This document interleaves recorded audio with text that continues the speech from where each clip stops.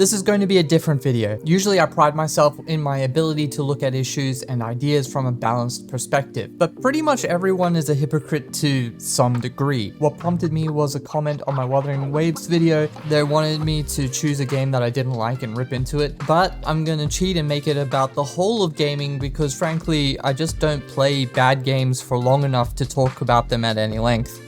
So here's a hot takes list of things inside video games and around the hobby in general that I will lose my mind over in locked Discord chats because I'm not crazy, I'm just a little unwell. I know right now you can't tell, but I know that everyone is a little crazy, so I'm wondering how relatable these actually are, and let's see how I stack up. So with no further ado, here's my unfiltered hot takes on video games.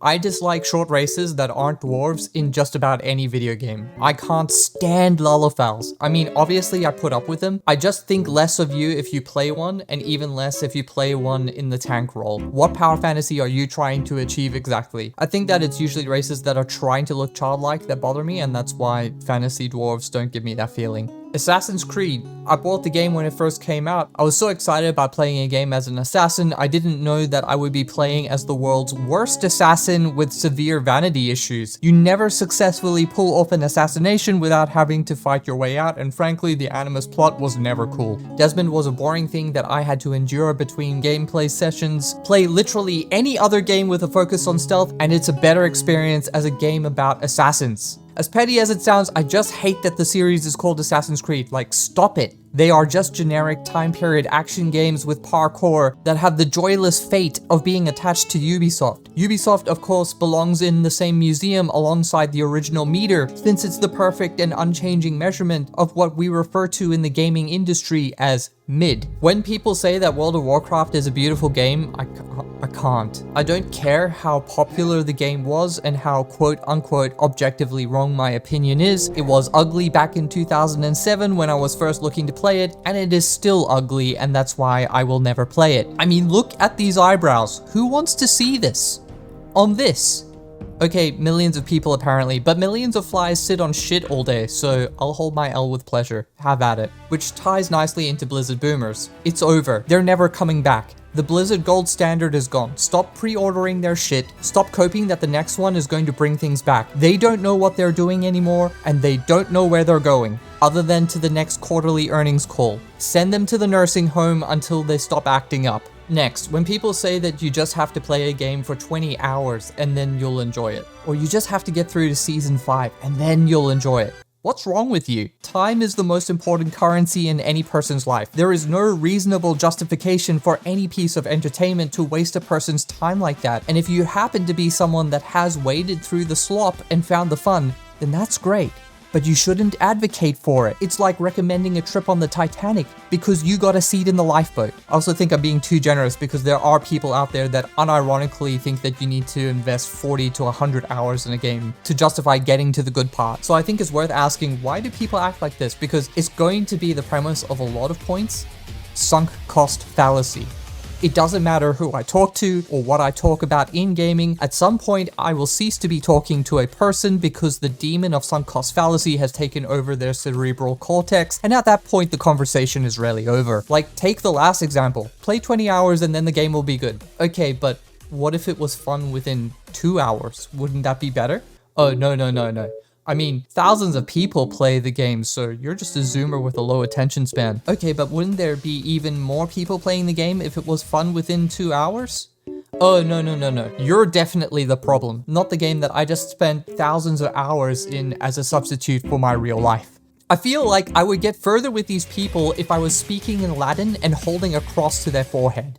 Making games is hard, but have you ever noticed that it is a majority of AAA devs that say this? No shit, Sherlock. Every job is hard. If it wasn't hard in some perceivable way, it wouldn't be a job. At the end of the day, the founder of any game development studio is responsible for the decisions that either lead to a bad game or a good game. These decisions include whether or not the studio is private, where they get their funding from, the scope of their projects, the publishers they choose to engage with, and the platforms that they choose to support. This dumb charade that the publishers or the investors are forcing the poor devs devs stems from the poor devs choosing to be forced by those publishers and investors. Making games is hard, but it's not that hard, and I wish they'd just call it like it is. Game studios regularly make good short-term marketing decisions and terrible quality product decisions, and it's literally the old 5 jelly beans now or 10 later question, but they're taking the 5 and then blaming everyone else when they don't get 10.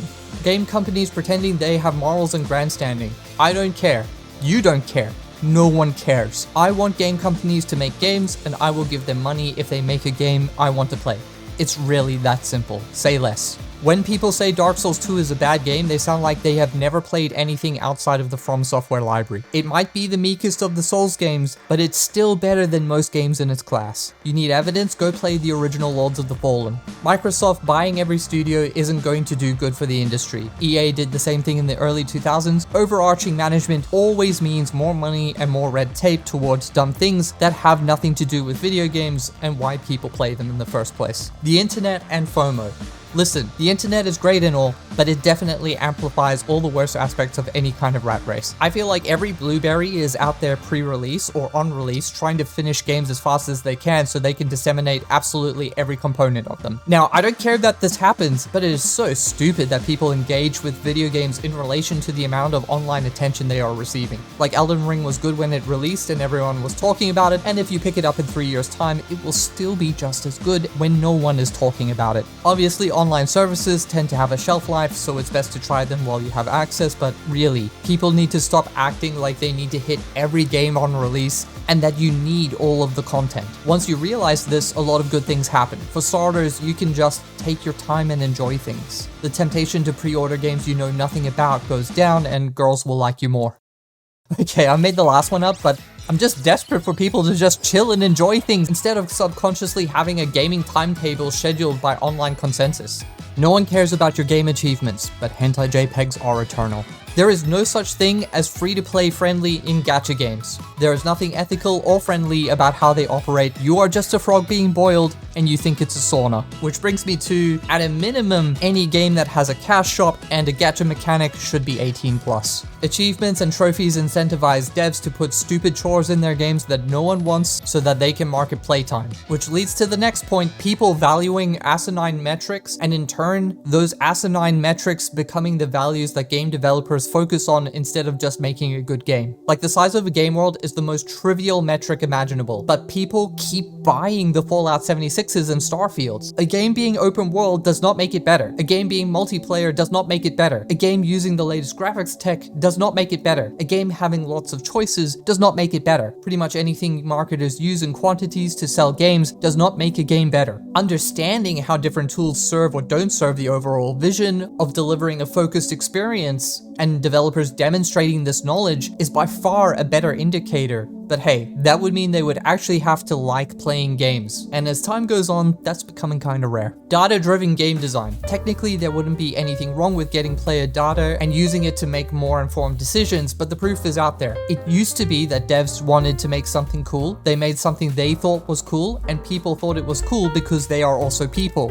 Now game design is so obsessed with jumping through hoops and touching every demographic and player profile that there is this tendency to make slop that isn't fit for human consumption. In short, data-driven game design doesn't mean anything if your data is shit, and the data is shit because the people collecting the data don't care about games. The modern audience, it doesn't exist. There's no secret majority that are waiting for devs to unlock the secret technique that will bring them into gaming. The majority of people will play 1 or 2 games casually and then they will go and do other stuff. These people are not the whales that float your stupid online services. Mobile gamers are not going to convert en masse into the PC space and vice versa. People choose platforms based on their lifestyle and availability. Neither of those things are going to change because the game devs put the right kind of characters in their game. Game reviews are broken. People are broken. People get mad when a game is below an 8 out of 10, and that's wild. Games don't take 7 years to make. Bad management and scope creep take 7 years to overcome. And usually devs don't even overcome it at all. They just release wherever they were up to and say, sorry, we'll patch it later. Quality thresholds should be institutionalized. Games that don't release to their specs should be automatically discounted at the publisher's expense. The fact that Cyberpunk 2077 got an award for fixing a mess they made is insanity, but here we are. Consoles should innovate on hardware, architecture, and form factor. I don't care that it makes them harder to develop for. I would rather buy a device that is uniquely best in class at something over a branded cheap PC.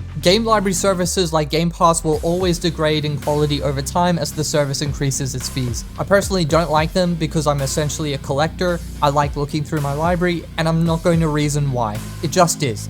Twitch needs to either embrace that it's a wet market for indie porn or purge it. It'll never happen, but everyone thinks it's about guys missing out on views, but it's really not. Normal girls that are just there to stream video games or cooking or whatever are the biggest losers in trying to uphold this weird standard that can't be enforced. Video games will always be male-dominated spaces in the same way that book reading is dominated by women. Everyone worries about potential playground enjoyers watching little girls in anime, while their kids are spending half a day on a Discord for a Minecraft server full of 30-year-olds. Every game should have a demo. At least in the past you could say that distribution was a problem, but now there really is no excuse other than I have something to hide. Discord and social media are not a substitute for real-life social interactions. Bring back E3 hype. Bring back cringy stage presentations, bring back LAN parties, bring back couch co-op. Bring a focus on local gaming communities and hangouts. Don't tell me it doesn't work, find a way. The rules have changed, but people are still people, and they will go to these things if you offer the right incentives. I'll go a step further. You get gamers spending time with other gamers in person, you'll see a bit more kindness. You'll see a little more understanding, and I reckon you'll see a decline in people splintering into the out-of-touch cliques that spark so much of the controversy and gets in the way of the good parts of gaming. You'll never fix it, but I think it will make it better. Game reviewers and chronic Twitter users think of games as art, and that's why they value social and political commentary. The average person thinks of games as a product that contains art that will provide entertainment. This is why there's such a divide between critic scores and Steam reviews. What the average person thinks is far more important than what the critic thinks because they are actually paying for it. Every RTS game that doesn't start with a single player experience is doomed to fail. No one cares about an esport game that they don't personally have an investment in. Most people that play RTS games play campaigns, and what they want is spectacle. I've never enjoyed playing anything in the Halo franchise. I can reason why other people like it, but it's like when a psychopath pretends to have emotions. I don't feel it. The constant cycles of doom and hype. The internet and waves again. It's tiring, man. Like, Wuthering Waves comes out and suddenly Genshin is dead, and then the launch is bad and now Wuthering Waves is dead. People are so absolute in how they speak and it gets annoying. Like, I know that people will think I'm a fence sitter, but look, you actually cannot be reasonable without considering multiple perspectives. Having an aggressive affinity one way or another can be entertaining, but you can't say that it is reason, and we're seeing the effects. Every downward trend equals dead game, every upward trend equals unprecedented success, when really these events are just markers. They could absolutely lead to a dead game or unprecedented successes, but they're almost never as severe as people make them out to be, which ties nicely into the idea that games that are second are last. Like The Legend of Dragoon was a waste of time if you could play Final Fantasy, for example. Most of the time people are just being weird when they do this and they're trying to establish a pecking order, but really it's stupid. Having a majority of good-looking characters in video games is just objectively better than not. You can't change biology, and you can't change what the majority of people find attractive. While beauty is in the eye of the beholder, our eyes are similar enough that we literally have schools for teaching beauty in the objective sense. If someone finds that offensive, then I think that's their own personal problem and they need to work it out. I don't think that you should hide the games that you play from your wife or partner. I realize that for some of you, the expiry on that conversation has long passed, but I think it's something you should address early on and come to an understanding. I think less of people that pre-order games for early access. No one cares and you're poorer for it.